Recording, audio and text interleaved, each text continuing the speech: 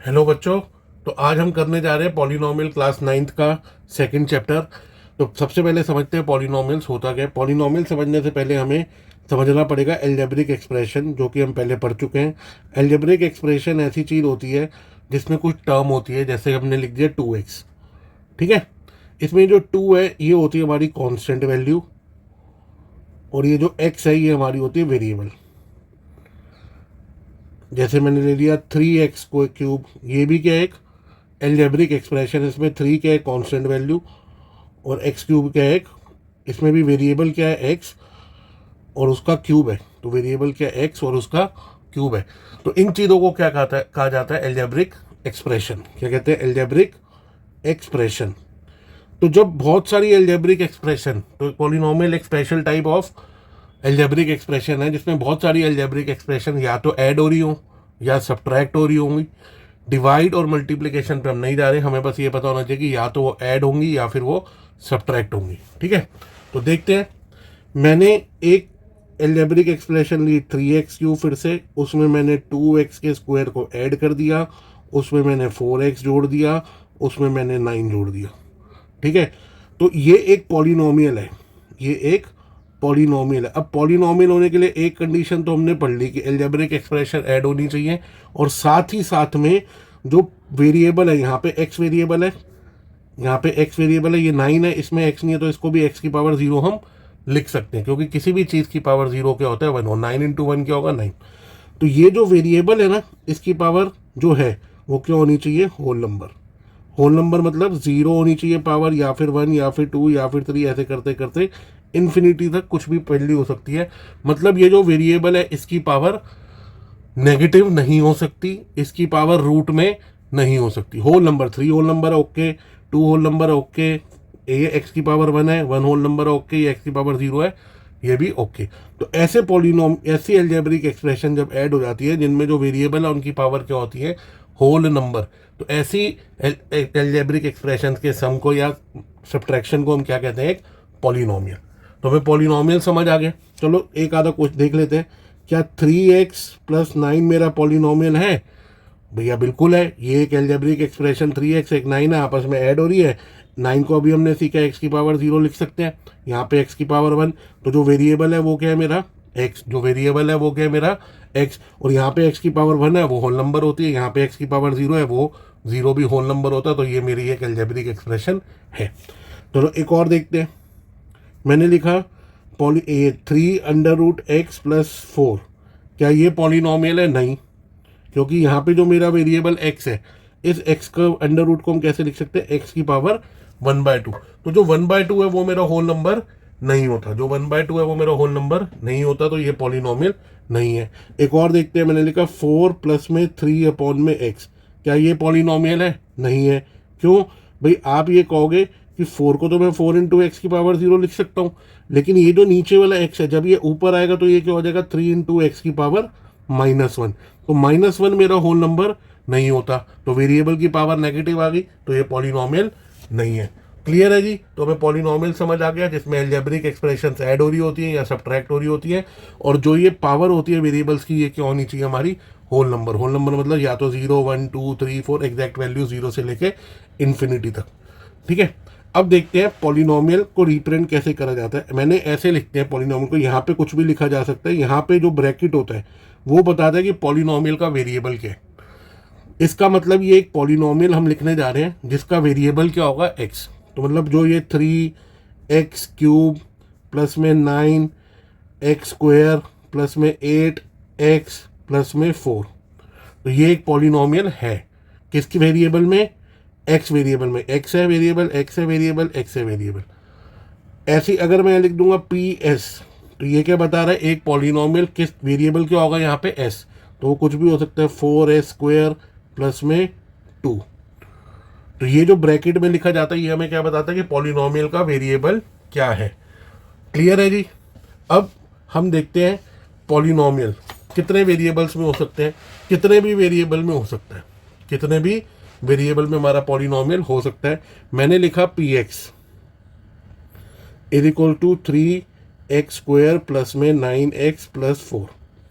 तो ये है मेरा पॉलिनोमियल इन वन वेरिएबल, क्योंकि इसमें एक ही वेरिएबल आपको दिख रहा है, क्या है वो वेरिएबल इन वन वेरिएबल, वो एक वेरिएबल क्या है एक्स, जिसमें ये है। ठीक है, मैं आपको 2 तक का बता देता हूँ कैसे लिखते हैं। वैसे हमारे सिलेबस में सिर्फ 1 वेरिएबल वाले पॉलिनोमियल और 2 वेरिएबल वाले भी बहुत कम है, लेकिन 1 वेरिएबल वाले ही हैं। मैंने लिखा क्यू, अब यहाँ पे कुछ भी लिख सकते हैं, पी की जगह क्यू लिख दिया मैंने, उसको ऐसे लिखते हैं जैसे एक्स लिख दिया और यहाँ पे लिख दिया टी। तो अब यहाँ पे 2 वेरिएबल हो गए, कौन कौन से, एक वेरिएबल हो गए एक्स, एक वेरिएबल हो गए टी। वेरिएबल हमने पढ़ रखा है ना जिसकी वैल्यू वेरी कर सकती है। तो ये हो गया हमारा जैसे 4x³ प्लस में 3t² प्लस में 9।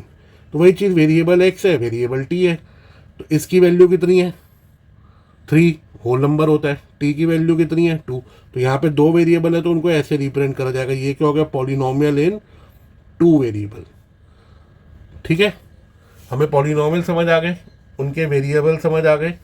अब हम एक चीज़ देखते हैं, कोफिशिएंट्स। कोफिशिएंट्स क्या होते हैं? मैंने एक पॉलिनोमियल लिखा P X is equal to 4x³ plus में 9x² माइनस 2x प्लस 4। तो ये जो कांस्टेंट टर्म्स होती है ना, ये कोफिशिएंट्स है। यहाँ पे कोफिशिएंट ऑफ x³ क्या है, वो है x³ से जो चीज़ मल्टीप्लाई हो रही है, x³ के अलावा जो भी चीज़ है वो उसका क्या है, कोफिशिएंट। तो यहाँ पे कोफिशिएंट ऑफ x³ क्या है 4। ठीक है जी। कोफिशिएंट ऑफ x² क्या है, तो क्या बताया मैंने, आंख बंद करके क्या सोचो कि x² के अलावा जो भी चीज़ उससे मल्टीप्लाई हो रही है। तो यहाँ पे x² के अलावा क्या चीज़ मल्टीप्लाई हो रही है 9, तो कोफिशिएंट ऑफ x² हो गया 9।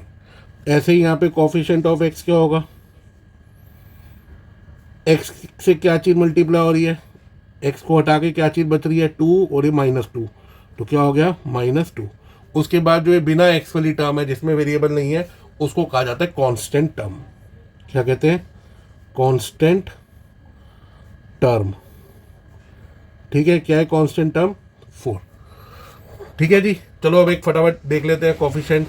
मैंने क्या लिखा, 5, एक पॉलिनोमियल लिया 5x² प्लस में 9x प्लस 4। तो कोफिशिएंट ऑफ x² कितना आ गया, क्या मल्टीप्लाई हो रहा है x² से 5, तो 5 हो गया। कोफिशिएंट ऑफ 9 कितना आ गया, सॉरी x कितना आ गया, x से क्या मल्टीप्लाई हो रहा है 9, तो 9 लिख दिया। कोफिशिएंट, उसके बाद नहीं बचा, कांस्टेंट टर्म क्या आ गई, कांस्टेंट टर्म जिसमें वेरिएबल नहीं है वो कितना आ गया 4। ठीक है जी, क्लियर है। अब हमें कोफिशिएंट पता चल गए क्या होते हैं, जो टर्म से मल्टीप्लाई हो रही होती है चीज़, उसको छोड़ के बची हुई जो भी चीज़ उससे मल्टीप्लाई हो रही है वो क्या मेरा कोफिशिएंट। ठीक है, अब हम ठीक एक और देख लेते हैं इसके लिए क्वेश्चन, क्योंकि ये अब जो मैं बताऊंगा ये बच्चों को बड़ा परेशान करता है। तो हम देखते हैं, मैंने क्वेश्चन लिया P X is equal to 9x⁴ minus 5x³ plus 4x minus 8। अब मैंने कहा भाई कोफिशिएंट क्या है x⁴ का, तो बच्चों ने फटाफट बता देते हैं coefficient of x⁴। Sir x⁴ से जो भी मल्टीप्लाई हो रहा है, क्या मल्टीप्लाई हो रहा है 9, तो मेरा कोफिशिएंट क्या है 9। फिर मैंने कहा बताओ भाई कोफिशिएंट क्या है x³ का, तो फटाफट आपने कहा x³ से क्या मल्टीप्लाई हो रहा है -5, तो -5। फिर मैंने पूछा बताओ कोफिशिएंट क्या है x² का, तो बच्चे घबरा जाते हैं, कहते हैं इसमें तो x² है ही नहीं। तो है ही नहीं जब कोई चीज़, तो उसको क्या मैं ऐसे लिख सकता हूँ 0 × x², 0 से मल्टीप्लाई होगा 0 और 0 ऐड होगा तो कुछ भी नहीं। तो जो चीज़ है ही नहीं उसका कोफिशिएंट क्या होता है 0। क्या होता है 0। तो जो चीज़ हमारी नहीं होगी उसका कोफिशिएंट क्या होगा 0। ठीक है जी, तो यहाँ पे कोफिशिएंट ऑफ x², मैंने देखा x² तो है ही नहीं, तो उसका कोफिशिएंट क्या हो गया 0। उसके बाद कोफिशिएंट ऑफ x क्या है, x से क्या मल्टीप्लाई हो रहा है सर 4 मल्टीप्लाई हो रहा है, तो 4 हो गया। उसके बाद कांस्टेंट टर्म क्या है, मतलब x⁴ का कोफिशिएंट, कांस्टेंट मतलब x⁴ का कोफिशिएंट, x⁴ मतलब 1, तो कांस्टेंट टर्म क्या है यहाँ पे मेरी -8। क्लियर है जी, हमें कोफिशिएंट निकालने आ गए, वेरी गुड। अब हम चलते हैं टाइप्स ऑफ पॉलिनोमियल्स पे, किस पे, टाइप्स ऑफ पॉलिनोमियल्स। अब इसमें दो तरीके से डिफरेंशिएट किया गया है। पहला नंबर ऑफ टर्म्स के हिसाब से, नंबर ऑफ टर्म्स, एक पॉलिनोमियल में कितनी टर्म्स होंगी उसके हिसाब से बताया गया। तो सबसे पहले देखते हैं, मैंने एक पॉलिनोमियल लिया पी एक्स, इसको मैंने लिखा सिर्फ 4x3, यही मेरा पॉलिनोमियल है, इसमें और कुछ भी नहीं है, 4x3 लिखा गया। इसमें कितनी टर्म है अगर आपको पता चले तो सिर्फ एक टर्म है। तो ऐसा पॉलिनोमियल जिसमें सिर्फ एक टर्म हो उसको हम कहते हैं मोनोमियल। क्या कहते हैं? मोनोमियल। ओके, अगर मैंने एक और पॉलिनोमियल लिखा QX इक्वल टू, मैंने लिख दिया 4x3 में ही मैंने एक टर्म और जोड़ दी 2x। क्या जोड़ दी? 2x। इसमें कितनी टर्म हो गई? अब दो टर्म हो गई, एक टर्म ये हो गई और एक टर्म ये हो गई। तो ऐसा पॉलिनोमियल जिसमें दो टर्म्स होती हैं उसको हम क्या कहते हैं? कहते हैं बाइनोमियल। क्या कहते हैं? बाइनोमियल। और अगर पॉलिनोमियल में तीन टर्म हो जाए, मैंने लिख दिया 4x3 प्लस 2x माइनस 9 लिख दिया, तो अब ये तीन टर्म हो गई, एक टर्म, दो टर्म, तीन टर्म। मैं फिर से बता रहा हूँ, 9 अकेला नहीं है, इसको x की पावर 0 लिखा जा सकता है, मैं बार बार बता रहा हूँ। तो जिसमें तीन टर्म हो जाएगी ऐसी पॉलिनोमियल को क्या कहते हैं? ट्राइनोमियल। क्या कहते हैं जी? ट्राइनोमियल। समझ आ गई बात हमें? अब ये तो हमने डिफरेंशिएट करा था कि उसके अंदर कितनी टर्म्स हैं। अब हम एक नया कॉन्सेप्ट सीख रहे हैं और फिर एक और तरीके से सीखेंगे कि पॉलिनोमियल कितने तरीके के होते हैं। ठीक है, तो जो ये दूसरा कॉन्सेप्ट है वो है डिग्री ऑफ अ पॉलिनोमियल। अब डिग्री क्या होती है ये सीख लेते हैं भैया, बहुत ही इजी सी चीज़ है डिग्री ऑफ अ पॉलिनोमियल। मैंने एक पॉलिनोमियल लिखा पी एक्स इक्वल टू, जैसे 4x3 प्लस में 9x² प्लस 3x माइनस 2। तो मेरा वेरिएबल क्या है इसमें? मैंने बताया था, यहाँ से देखा x की टर्म्स में ही है। तो वेरिएबल की जो मैक्सिमम पावर होती है, डिग्री क्या होती है? Maximum power of the variable क्या होती है? डिग्री। डिग्री क्या होती है? Maximum power of the variable. तो इसमें देखो x की यहाँ मैक्सिमम पावर कितनी है? यहाँ 3 है, यहाँ 2 है, यहाँ 1 है और यहाँ 0, यहाँ 0। तो x की मैक्सिमम पावर कितनी है? 3। तो इस पॉलिनोमियल की डिग्री क्या होगी? 3। एक और देख लेते हैं, मैंने एक और लिख लिया पॉलिनोमियल 3x प्लस 2। अब यहाँ पे वेरिएबल की मैक्सिमम पावर क्या है? 1 है, तो इसकी डिग्री कितनी हो गई? 1। तो डिग्री सिंपल सी चीज़ है, क्या है? जो भी मेरा वेरिएबल है, जो भी मेरा वेरिएबल है उसकी मैक्सिमम पावर को हम क्या कहते हैं? डिग्री। तो जो वेरिएबल है, एक और देख लेते हैं भैया, mx ले लिया, 5x की पावर 4 प्लस में 2x3 प्लस में 9x² प्लस 8x माइनस 2। तो यहाँ पे x की मैक्सिमम पावर क्या है? 4 है, तो मेरी डिग्री कितनी हो गई? 4। ठीक है, मैंने पहले बताया था एक कॉन्सेप्ट सीखेंगे और फिर उसके बाद फिर से सीखेंगे टाइप्स ऑफ पॉलिनोमियल। अब हम सीख रहे हैं टाइप्स ऑफ पॉलिनोमियल।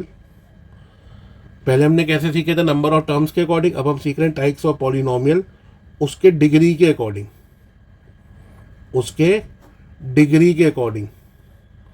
ठीक है, सपोज मेरे पास एक पॉलिनोमियल है पी एक्स इक्वल टू, मैंने उसको लिखा 3x प्लस 5। अब मेरे को टर्म्स नहीं देखनी, मेरे को उसकी डिग्री देखनी है।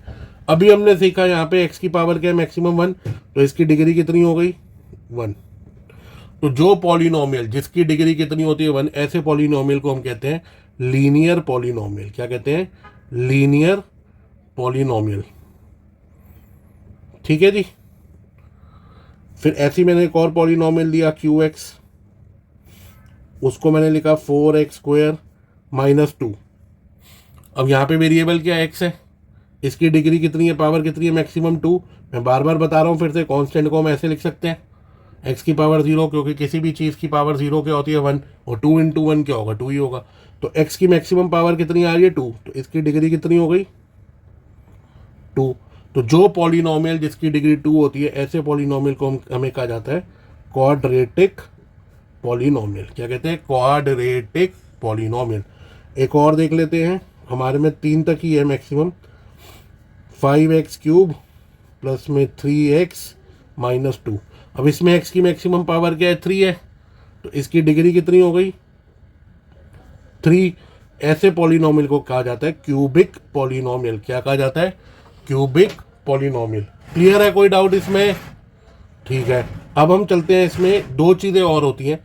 चौथा होता है ऐसा पॉलिनोमियल, जैसे मैंने ले लिया आर एक्स, जिसकी डिग्री क्या होगी? ज़ीरो। भाई यहाँ पे सिर्फ एक कांस्टेंट वैल्यू है 3, तो हमने इसको क्या लिख सकते हैं? एक्स की पावर 0। तो इसकी डिग्री कितनी हो गई? क्योंकि वेरिएबल की मैक्सिमम पावर 0, तो इसकी डिग्री 0 होगी। ऐसे पॉलिनोमियल को कहा जाता है कांस्टेंट पॉलिनोमियल। ठीक है जी।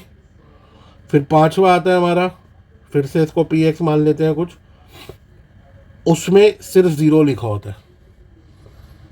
तो ऐसे पॉलिनोमियल की कोई डिग्री नहीं होती, नो डिग्री।